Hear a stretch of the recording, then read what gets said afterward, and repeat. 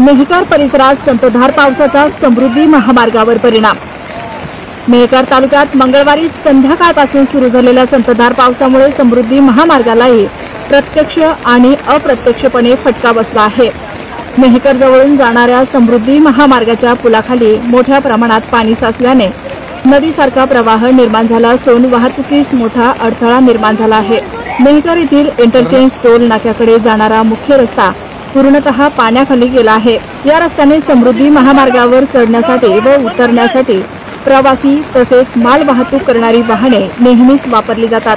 मात्र आता या रस्त्यावर पावसामुळे नदीप्रमाणे पाणी वाहत असून संपूर्ण वाहतूक व्यवस्था ठप्प झाली आहे। गेल्या 3 तासापासून हा मार्ग पूर्णतः बंद असल्याचे स्थानिक प्रशासनाने कळवले आहे। यामुळे नागरिक व वाहन चालकांना मोठ्या त्रासाला सामोरे जावे लागत आहे। अनेक वाहन चालक अडकून पडल्याची माहिती समोर आली आहे। मेहकर तालुक्यात ठिकठिकाणी पावसाचे थैमान पाहायला मिळत असून प्रशासनाकडून सतत परिस्थितीवर लक्ष ठेवले जात आहे। पूरस्थिती नियंत्रणात ठेवण्यासाठी आपत्कालीन यंत्रणा सज्ज करण्यात आल्या आहेत।